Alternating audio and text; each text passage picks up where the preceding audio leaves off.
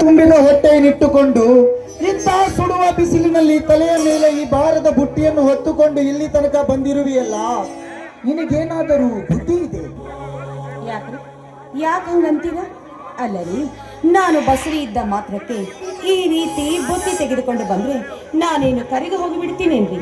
ಅಲ್ಲ, ನಮಗೋಸ್ಕರ ಈ ಬಿಸಿಲಿನಲ್ಲಿ ಹಗಲು ರಾತ್ರಿ ಅನ್ನದೆ ಇಷ್ಟೊಂದು ಕಷ್ಟಪಟ್ಟು ಬೆವರು ಸುರಿಸಿ ದುಡಿತಾ ಇದ್ದೀರಲ್ಲ, ನಿಮಗೆ ಒಂದು ತುತ್ತು ಅನ್ನ ಹಾಕುವುದಕ್ಕೆ ನನಗೆ ಕಷ್ಟ ಆಗುತ್ತೇನ್ರಿ? ಸರೋಜಾ, ಇಂಥ ಸಮಯದಲ್ಲೂ ಕೂಡ ನಿನಗೆ ಕೊಡಬಾರದ ಕಷ್ಟವನ್ನು ಕೊಡುತ್ತಿರುವ ಈ ನಿನ್ನ ಪಾಪಿಯ ಗಂಡನನ್ನು ಕ್ಷಮಿಸಿ ಬಿಡು ಸರೋಜಾ, ಕ್ಷಮಿಸಿ ಬಿಡು. ಅಯ್ಯೋ ಅಯ್ಯೋ ದೇವರೇ, ಯಾಕೆ ನಮಗೆ ಈ ರೀತಿಯ ಕಷ್ಟವನ್ನು ಕೊಟ್ಟು ಪರೀಕ್ಷೆ ಮಾಡುತ್ತಿರುವಿ? ಯಾವ ಸಾಧನೆಗಾಗಿ ನಮಗೆ ಈ ರೀತಿ ಶಿಕ್ಷೆಯನ್ನು ಕೊಡುತ್ತಿರುವಿ? ಹೇಳು ದೇವಾ, ಹೇಳು.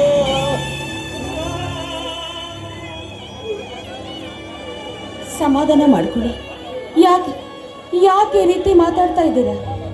ನೋಡಿ, ನಮಗೆ ಬಂದಿರುವ ಕಷ್ಟವನ್ನ ನಾವು ಧೈರ್ಯದಿಂದ ಎದುರಿಸಬೇಕು ರೀ. ಕಷ್ಟ ಬಂತು ಅಂತ ಕಣ್ಣೀರು ಸುರಿಸುತ್ತಾ ಕುತ್ಕೊಂಡ್ರೆ ಕಷ್ಟ ನಮ್ಮನ್ನ ಬಿಟ್ಟು ಓಡಿ ಹೋಗುತ್ತೆ ಅಂತ ತಿಳಿದುಕೊಂಡಿದ್ದೀರಾ? ಖಂಡಿತವಾಗಿಯೂ ಇಲ್ಲ ರೀ. ನೋಡಿ, ನಾವು ಕಷ್ಟದಲ್ಲಿದ್ದೀವಿ ಅಂತ ಕೊರಗೋದಕ್ಕಿಂತ ನಮಗಿಂತ ಕಷ್ಟದಲ್ಲಿರುವವರನ್ನ ನೋಡಿ ನಾವು ಜೀವನ ಮಾಡಬೇಕು ರೀ. ಅದು ಬಿಟ್ಟು ಈ ರೀತಿ ಕಣ್ಣೀರು ಹಾಕುವುದು ಒಳ್ಳೆಯದಲ್ಲ.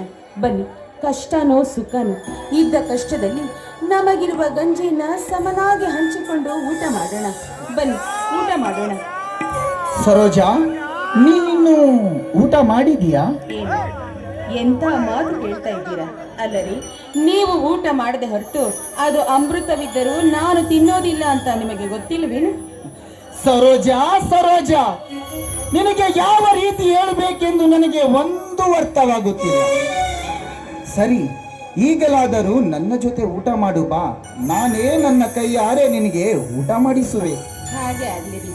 ಇದಕ್ಕಿಂತ ಹೆಚ್ಚಿನ ಭಾಗ್ಯ ಹೆಣ್ಣಿಗೆ ಮತ್ತೇನಿದೆ ಹೇಳಿ?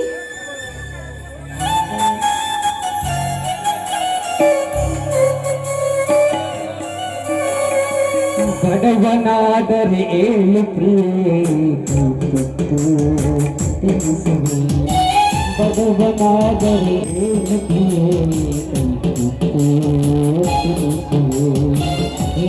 ತುಂಬ ಬತ್ತಿಕೊಂಡು ಮುತ್ತು ಮಳೆಯ ಹರಿಸುವೆ. ಬಡವನಾದರೆ ತಿಳಿಸುವೆ. ಬಡವನಾದರೆ ತಿಳಿಸುವೆ.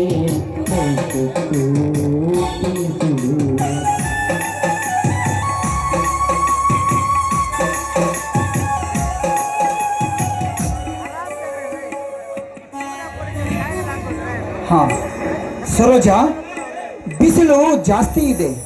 ನೀನು ಈ ಮರದ ನೆರಳಿಗೆ ಸ್ವಲ್ಪ ಹೊತ್ತು ವಿಶ್ರಾಂತಿ ತೆಗೆದುಕೋ. ನಾನಿನ್ನು ಸ್ವಲ್ಪ ಬಾವಿ ಅಗೆಯುತ್ತೇನೆ.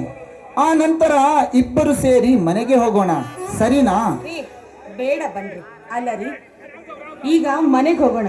ಬೆಳಗ್ಗೆಯಿಂದ ಬಾವಿ ಅಗೆದು ತುಂಬಾ ಸುಸ್ತಾಗಿದ್ದೀರಾ. ಬನ್ನಿ ಹೋಗೋಣ.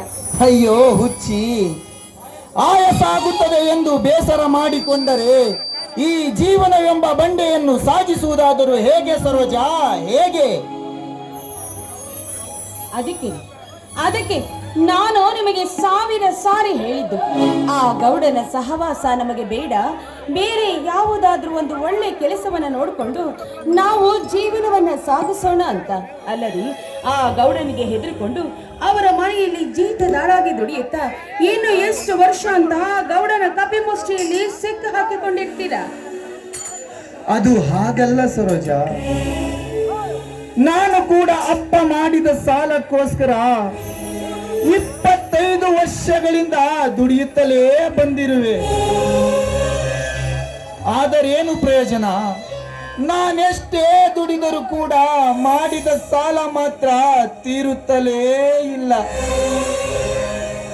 ಅವರೆಷ್ಟು ಸಾಲವನ್ನು ಮಾಡಿರುವರು, ಇವರೆಷ್ಟು ಸಾಲವನ್ನು ಕೊಟ್ಟಿರುವರು, ಅದಕ್ಕೆಷ್ಟು ಬಡ್ಡಿ ಹಾಕಿರುವರು, ನಾನೆಷ್ಟು ಎಷ್ಟೇ ದುಡಿದರೂ ಕೂಡ ಇದಕ್ಯಾವುದಕ್ಕೂ ಲೆಕ್ಕವಿಲ್ಲ, ಪತ್ರವಿಲ್ಲ.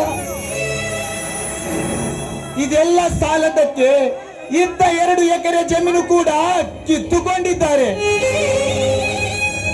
ಈಗ ಇದೆಲ್ಲ ಕೇಳಬೇಕೆಂದರೆ ಅವರನ್ನು ಎದುರಿಸುವ ಶಕ್ತಿ ಕೂಡ ನನ್ನಲ್ಲಿಲ್ಲ ಸರೋಜ, ನನ್ನಲ್ಲಿಲ್ಲ. ನೋಡಿ, ಕಾಯಬೇಕು ರೀ, ನಾವು ಕಾಯಲೇಬೇಕು. ನಮ್ಮ ಕಷ್ಟವನ್ನೆಲ್ಲ ಗುರಿ ಮುಟ್ಟಿಸುವ ಸಲುವಾಗಿ ಈ ಹಳ್ಳಿಯಲ್ಲಿ ಒಬ್ಬ ಗಂಡು ಹುಟ್ಟುತ್ತಾನೆ. ಅವನು ಹುಟ್ಟಿ ಆ ಶ್ರೀಮಂತನ ದರ್ಪಕ್ಕೆ ಕೊಡಲಿ ಪೆಟ್ಟು ಹಾಕಿ ನಮ್ಮ ಹಳ್ಳಿಯ ಜನಕ್ಕೆ ಖಂಡಿತವಾಗಿ ಒಳ್ಳೆಯದನ್ನ ಮಾಡೇ ಮಾಡ್ತಾನೆ. ಅಲ್ಲಿಯವರೆಗೂ ನಾವು ತಾಳ್ಮೆಯಿಂದ ಕಾಯಬೇಕು ರೀ. ಹೌದು ಸರೋಜ, ಅವಾಗ್ಲಾದರೂ ನಾವಿಬ್ಬರು ನಗು ನಗುತ್ತಾ ಸಂತೋಷವಾಗಿರಬೇಕು ಎನ್ನುವುದೇ ನನ್ನ ಆಸೆ. ಆಸೆ ನೋಡು ನಮ್ಮ ರಾಜರಿಗೆ.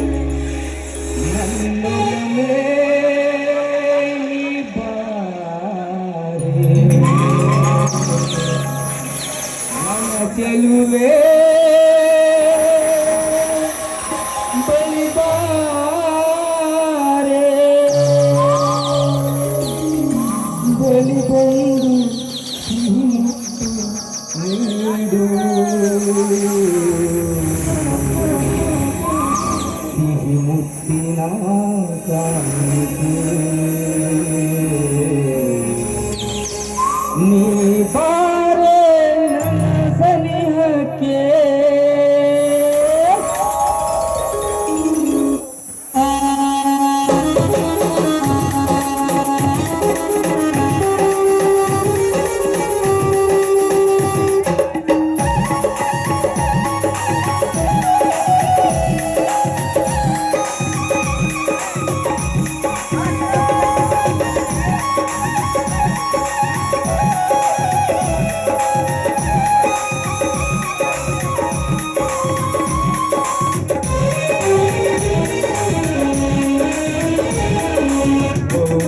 ಗೆಳತಿ ನನ್ನ ಹುಡುಗಿ, ಓ ಗೆಳತಿ ನನ್ನ ಹುಡುಗಿ, ನನ್ನ ಬಾಳಿಗೆ ಬೆಳಗಾದೆ ನೀ, ನನ್ನ ಉಸಿರಿಗೆ ಉಸಿರಾದೆ ನೀರು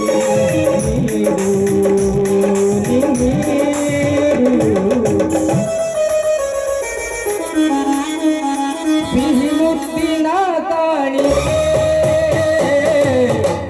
ಬಾರೆ ನನ್ನ ಸನಿಹಕ್ಕೆ, ಸಿಹಿ ಮುತ್ತಿನ ಕಾಣಿಕೆ ಬಾರೆ ನನ್ನ ಸನಿಹಕ್ಕೆ.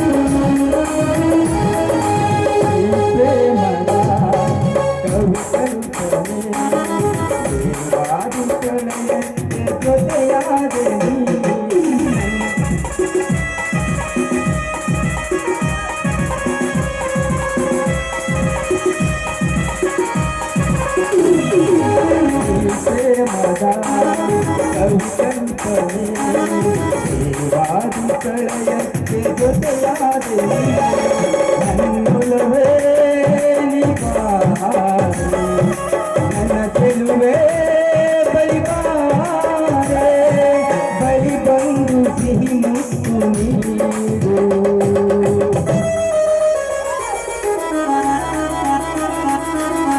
ಸಿಹಿ ಮುತ್ತಿನ ಕಾಣಿಕೆ ನೀವಾರೆ ನನ್ನ ಸನಿಹಕ್ಕೆ ಸಿಹಿ ಮುತ್ತಿನ ಕಾಣಿಕೆ ನೀವಾರೆ ನನ್ನ ಸನಿಹಕ್ಕೆ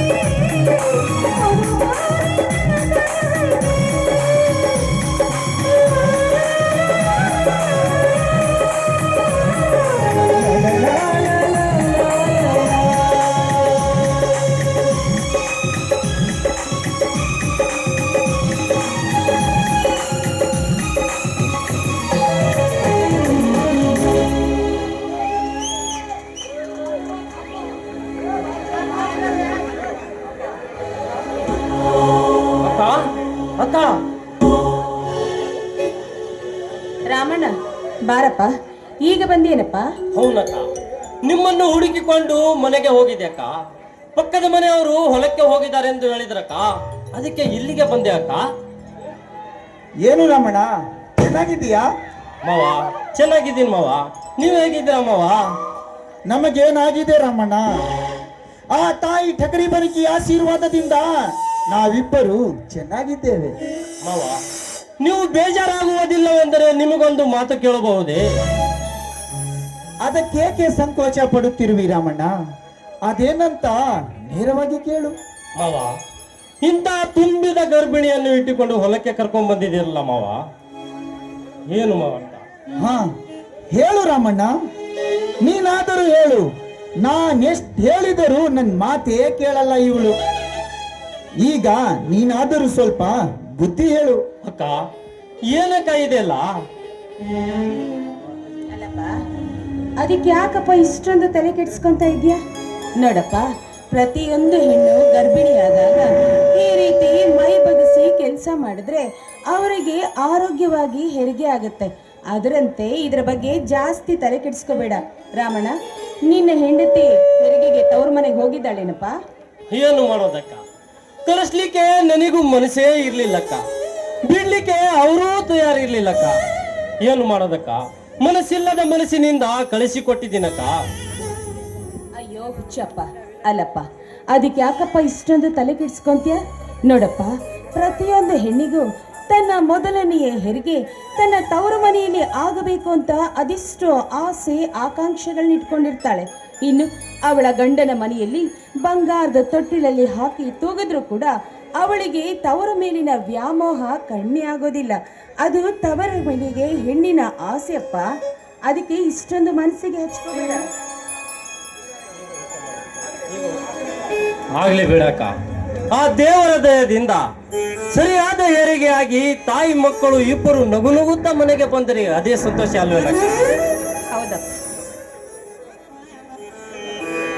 ಖಂಡಿತ ಒಳ್ಳೇದಾಗತ್ತೆ. ನೋಡು ರಾಮಣ್ಣ, ನೀನು ಹೋಗಿ ಅಲ್ಲೇ ಇದ್ದು ಹೆರಿಗೆ ಆಗೋ ತನಕ ಇದ್ದು ಆಮೇಲೆ ಹುಟ್ಟೋ ಮಗು ಹೆಣ್ಣೋ ಗಂಡು ಅಂತ ತಿಳ್ಕೊಂಡ್ ಬಾ, ಆಯ್ತಾ?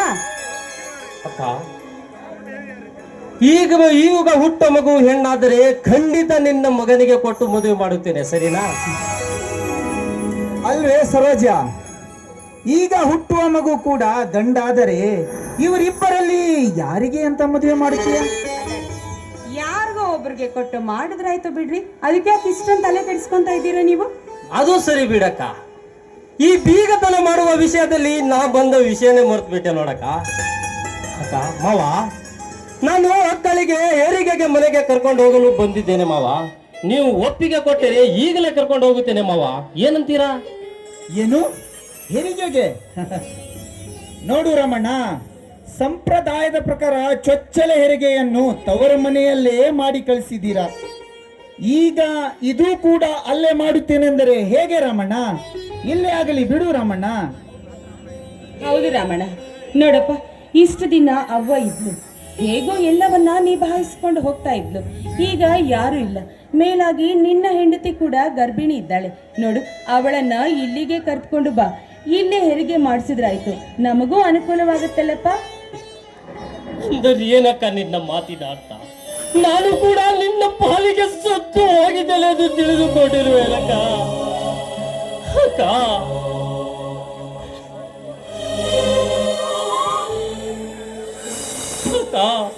ತವರು ಮನೆಯಲ್ಲಿದ್ದ ತಾಯಿ ತೀರಿ ಹೋದ ಮೇಲೆ ಈ ತವರು ಮನೆಯ ಋಣ ತೀರಿ ಹೋಯಿತು ಎಂದು ತಿಳಿದುಕೊಂಡಿರುವೇನಕ್ಕ.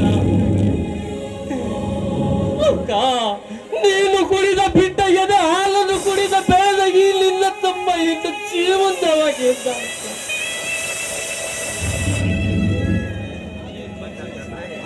ನೋಡಪ್ಪ, ಹಾಗ್ಯಾಕೆ ಇಷ್ಟೊಂದು ಮನಸ್ಸಿಗೆ ನೋವು ಮಾಡ್ಕೊಂತ ಇದೆಯಾ ರಾಮಣ್ಣ?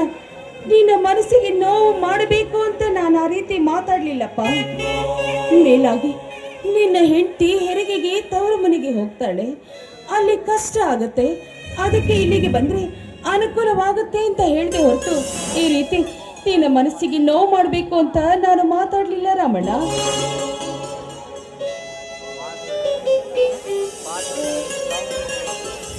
ನೋಡು ರಾಮಣ್ಣ, ನೀನು ಬೇಜಾರಾಗುವುದಿಲ್ಲ ಅಂದರೆ ನಾನೊಂದು ಮಾತು ಹೇಳುತ್ತೇನೆ. ಹೇಗೋ ನಿನ್ನ ಹೆಂಡತಿ ಹೆರಿಗೆಗೆ ಹೋಗಿದ್ದಾಳೆ, ಮನೆಯಲ್ಲಿ ನೀನೊಬ್ನೇ ಇದ್ದು ಏನ್ ಮಾಡ್ತೀಯ? ಅದಕ್ಕೆ ನಿನ್ನ ಹೆಂಡತಿ ಬರೋವರೆಗೂ ನೀನು ಇಲ್ಲ ನಮ್ಮ ಜೊತೆ ಇದ್ದು ಬಿಡು, ಏನಂತೀಯ ರಮಣ್ಣ? ಹೌದು, ಒಳ್ಳೇದೇ ಆಯ್ತು. ನೋಡು ರಾಮಣ್ಣ, ಇವರು ಹೇಳ್ತಿರುವ ಮಾತು ಸರಿಯಾಗೇ ಇದೆ. ನಿರ್ಮಲನ್ನ ಇಲ್ಲಿಗೆ ಹೆರಿಗೆಗೆ ಕರ್ಕೊಂಡು ಬಾ, ನೀನು ಇಲ್ಲೇ ಇದ್ದು ಬಿಟ್ರೆ ನಮಗೂ ಈ ಸಮಯದಲ್ಲಿ ಎಷ್ಟೋ ಸಹಾಯ ಮಾಡ್ದಂತಾಗುತ್ತಪ್ಪ. ಹಾಗೆ ಆಗಲಿ ಅಕ್ಕ, ನೀವಿಬ್ಬರು ಒಪ್ಪಿದ ಮೇಲೆ ನಂದೇನಿದೆ ಅಕ್ಕ, ನೀವು ಹೇಳಿದ ಹಾಗೆ ಆಗಲಿ ಅಕ್ಕ. ಇನ್ನೊಂದು ಮುಖ್ಯವಾದ ವಿಷಯ ಅಕ್ಕ, ನಿರ್ಮಲಳಿಗೆ ಇದೇ ವಾರದಲ್ಲಿ ಹೆರಿಗೆ ಆಗುತ್ತೆ ಅಂತ ಡಾಕ್ಟರ್ ಹೇಳಿದ್ದಾರೆ. ಅದಕ್ಕೆ ನಾನು ಅವರ ಜೊತೆ 2 ದಿನ ಇದ್ದು ಬರುತ್ತೇನಕ್ಕ. ಆಯ್ತು ರಾಮಣ್ಣ, ಆರಾಮಾಗಿ ಹೋಗಿ ಹೆರಿಗೆ ಆಗೋ ತನಕ ಅಲ್ಲೇ ಇದ್ದು ಹುಟ್ಟೋ ಮಗು ಹೆಣ್ಣೋ ಗಂಡೋ ಅಂತ ತಿಳಿದುಕೊಂಡು ಬಾ, ಆಯ್ತಾ? ಸರಿ ಅಕ್ಕ. ಮಾವ, ಹೋಗಿ ಬರುತ್ತೇನೆ ಮಾವ. ಆಯ್ತು ರಾಮಣ್ಣ, ಹೋಗಿ ಬಾ. ಬರುವಾಗ ಒಳ್ಳೆಯ ಸಂತೋಷದ ಸುದ್ದಿಯನ್ನೇ ತೆಗೆದುಕೊಂಡು ಬಾ, ನಾವಿಬ್ಬರು ಕಾಯ್ತಾ ಇರ್ತೇವೆ.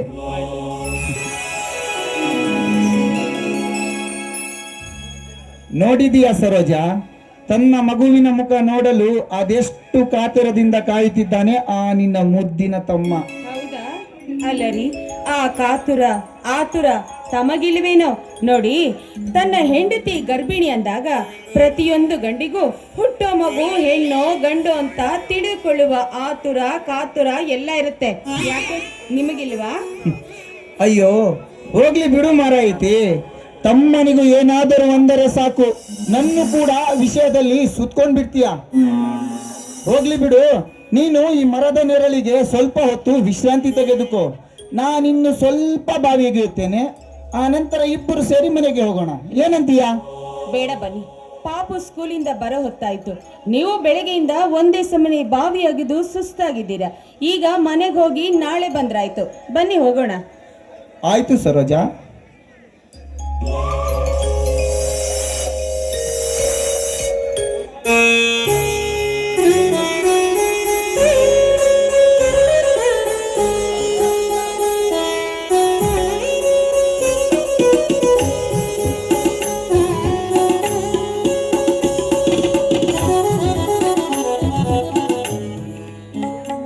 ಸರೋಜಾ, ಸರೋಜಾ,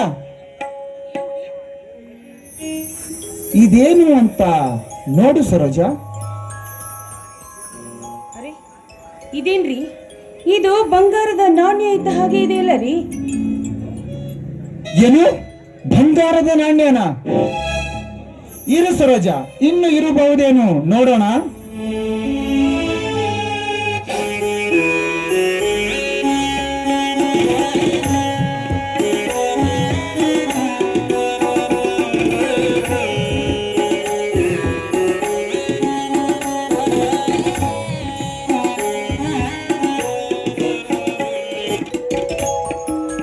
ಸರೋಜ, ಸರೋಜ, ನೋಡಿಲ್ಲಿ ಎಷ್ಟೊಂದು ಬಂಗಾರದ ನಾಣ್ಯಗಳು. ನಮ್ಮ ದೈವದ ಬಾಗಿಲು ತೆರೆಯಿತು ಸರೋಜ, ದೈವದ ಬಾಗಿಲು ತೆರೆಯಿತು. ಇದೇನ್ರಿ ಇದು?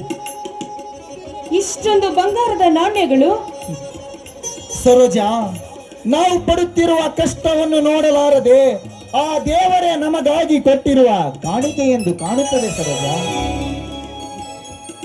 ಬೇಡ ನೋಡಿ, ಇದನ್ನೇ ನೋಡ್ತಾ ಇದ್ರೆ ಇದು ಯಾವುದೋ ದೇವರಿಗೆ ಸಂಬಂಧಪಟ್ಟಿರುವ ಬಂಗಾರದ ನಿಧಿ ಅಂತ ಅನ್ಸುತ್ತೆ. ನೋಡಿ, ಈ ನಿಧಿಯ ಸಹವಾಸ ನಮಗೆ ಬೇಡ ರೀ, ಖಂಡಿತವಾಗಿಯೂ ನಮಗೆ ಬೇಡ. ಸರೋಜ, ಏನು ಹೇಳುತ್ತಿರುವೆ ನೀನು? ಈ ನಿಧಿಯನ್ನು ನೋಡಿದಾಕ್ಷಣ ನಿನಗೇನಾದರೂ ಬುದ್ಧಿ ಭ್ರಮಣೆ ಆಯ್ತೆ? ಬಾಗಿಲಿಗೆ ಬಂದ ಭಾಗ್ಯಲಕ್ಷ್ಮಿಯನ್ನು ಬೇಡವೆಂದು ಹೇಳುತ್ತಿರುವೆಯಲ್ಲ, ನಿನಗೇನಾದರೂ ತಲೆ ಕೆಟ್ಟಿದೀಯಾ? ಬೇಡರಿ, ನನ್ನ ಮಾತು ಕೇಳ್ರಿ. ನೋಡಿ, ಭೂಮಿಯಲ್ಲಿ ಆಗಿದ್ರು ಸಿಕ್ಕಿರುವ ಯಾವುದೇ ವಸ್ತುವಾದ್ರೂ ಅದು ನೇರವಾಗಿ ಸರ್ಕಾರಕ್ಕೆ ಸೇರಬೇಕು. ಮೇಲಾಗಿ ನಮಗೆ ನಮಗೆ ನಿಧಿಯ ಸಹವಾಸ ಬೇಡರಿ. ದಯವಿಟ್ಟು ಇದನ್ನ ಸರ್ಕಾರಕ್ಕೆ ಒಪ್ಪಿಸಿ ಬಿಡೋಣ ರೀ. ಅಂದರೆ ನಾವೇನಾದರೂ ಮತ್ತೊಬ್ಬರಿಗೆ ಮೋಸ ಮಾಡಿ ದುಡ್ಡು ತಂದಿದ್ದೇವಾ? ಅಥವಾ ಯಾರಾದರೂ ಮನೆಯನ್ನು ದರೋಡೆ ಮಾಡಿದ್ದೇವಾ? ಸರೋಜ, ದುಡ್ಡಿಗಾಗಿ ಮನುಷ್ಯರನ್ನು ಕೊಲೆ ಮಾಡುವ ಈ ಕಾಲದಲ್ಲಿ ನಮಗಾಗಿ ಒಲಿದು ಬಂದ ಈ ನಿಧಿಯನ್ನು ಬೇಡವೆಂದು ಹೇಳುತ್ತಿರುವೆಯಲ್ಲ, ಏನಾಗಿದೆ ನಿನಗೆ? ನೋಡಿ, ಈ ಕಂದು ಬಣ್ಣದ ಲೋಹಕ್ಕಾಗಿ ಆಸೆ ಪಟ್ಟು ನಾಳೆ ದಿವಸ ನಿಮಗೇನಾದ್ರೂ ಹೆಚ್ಚು ಕಡಿಮೆ ಆದ್ರೆ ಖಂಡಿತವಾಗಿಯೂ ನಾನು ಜೀವಂತದಿಂದಿರೋದಿಲ್ಲ. ನನಗೇನಾದ್ರೂ ನಾನು ತಲೆ ಕೆಡಿಸ್ಕೊಳ್ಳೋದಿಲ್ಲ. ಆದ್ರೆ ನಿಮಗೇನಾದ್ರೂ ಆದ್ರೆ ನಾನು ಜೀವಂತವಾಗಿ ಬದುಕಿರೋದಿಲ್ಲ ರೀ, ಬದುಕಿರೋದಿಲ್ಲ. ಅದಕ್ಕಾಗಿ ನನ್ನ ಮಾತು ಕೇಳಿ, ನಮಗಿದ್ರ ಸಹವಾಸ ಬೇಡ. ಸರೋಜ, ನಿನಗೆ ಯಾವ ರೀತಿ ಹೇಳಬೇಕೆಂದು ನನಗೆ ಒಂದು ಅರ್ಥವಾಗಿಲ್ಲ. ಇದೊಂದು ಸಾರಿ ದಯವಿಟ್ಟು ನನ್ನ ಮಾತು ಕೇಳು ಸರೋಜ, ನನ್ನ ಮಾತು ಕೇಳು. ಇದರಿಂದ ನಮಗೆ ಬಂದ ಕಷ್ಟ ಕಾರ್ಪಣ್ಯಗಳನ್ನು ತೊರೆದು ಬದುಕಬಹುದು. ಅಷ್ಟೇ ಅಲ್ಲ, ನಮ್ಮ ಹೊಲ ಕೂಡ ಬಿಡಿಸಿಕೊಂಡು ರಾಜ ಮಹಾರಾಜರ ಹಾಗೆ ಬದುಕಬಹುದು. ದಯವಿಟ್ಟು ಒಪ್ಪಿಕೋ ಸರೋಜ, ಒಪ್ಪಿಕೋ. ಇಲ್ಲ, ಖಂಡಿತವಾಗಿಯೂ ಇದಕ್ಕೆ ನಾನು ಒಪ್ಪೋದಿಲ್ಲ ರೀ. ನೋಡಿ, ಈ ಹಣಕ್ಕಿಂತ ನನಗೆ ನಿಮ್ಮ ಜೀವವೇ ಮುಖ್ಯ ರೀ. ನನಗೆ ನೀವು ಬೇಕು, ನನಗೆ ಇದು ಬೇಡ. ನಾಳೆ ನನಗೇನಾದ್ರೂ ಹೆಚ್ಚು ಕಮ್ಮಿ ಆದ್ರೂ ಪರವಾಗಿಲ್ಲ, ಆದ್ರೆ ನಿಮಗೇನಾದ್ರೂ ತೊಂದರೆ ಆದ್ರೆ ನಾನು ಬದುಕೋದಿಲ್ಲ ರೀ. ನನ್ನ ಮಾತು ಕೇಳಿ. ಬೇಡ ಸರೋಜ, ದಯವಿಟ್ಟು ಹಠ ಮಾಡಬೇಡ. ಇದೊಂದು ಸಾರಿ ನನ್ನ ಮಾತು ಕೇಳು ಸರೋಜ. ಬೇಡ ದಮ್ಮಯ್ಯ, ನನ್ನ ಮಾತು ಕೇಳಿ. ನಿಮ್ಮ ಕಾಲಿಗೆ ಬಿದ್ದು ಕೇಳ್ತೀನಿ, ದಯವಿಟ್ಟು ಇದನ್ನ ನಾವು ಸರ್ಕಾರಕ್ಕೆ ಒಪ್ಪಿಸಿ ಬಿಡೋಣ ರೀ. ನನ್ನ ಮಾತನ್ನ ಕೇಳಿ. ಮೆಚ್ಚಿದೆ ಸರೋಜ, ಮೆಚ್ಚಿದೆ. ನಿನ್ನ ಈ ದಿಟ್ಟ ನುಡಿಗೆ ನಾ ಮೆಚ್ಚಿದೆ. ಸಿಕ್ಕಿರುವ ಬಂಗಾರಕ್ಕಿಂತ ದಕ್ಕಿರುವ ಗಂಡಾನೆ ಲೇಸೆಂಬಂತೆ ಕಟ್ಟಿ ಹಾಕಿರುವ ಈ ನನ್ನ ಕಣ್ಣಿನ ಪೊರೆಯನ್ನು ಹರಿದು ಹಾಕಿಬಿಟ್ಟೆ ಸರೋಜ, ಹರಿದು ಹಾಕಿಬಿಟ್ಟೆ. ಆಗಲಿ ಸರೋಜ, ಹಾಗೇ ಆಗಲಿ. ನೀನು ಹೇಳಿದ ಹಾಗೆ ಈ ನಿಧಿಯನ್ನು ಸರ್ಕಾರಕ್ಕೆ ಒಪ್ಪಿಸೋಣ, ಆಯ್ತೇ? ಸರಿ, ಹಾಗಾದ್ರೆ ನೋಡಿ, ಈ ವಿಷಯ ಆ ಗೌಡನಿಗೆ ತಿಳಿಯುವುದಕ್ಕಿಂತ ಮುಂಚೆ ನಾವಿಲ್ಲಿಂದ ಆದಷ್ಟು ಬೇಗ ಹೋಗಿ ಇದನ್ನ ಕೊಟ್ಟು ಬರೋಣ. ಬನ್ನಿ, ಹೋಗೋಣ. ಆಯ್ತು ಸರೋಜ, ಬಾ ನಡೆ.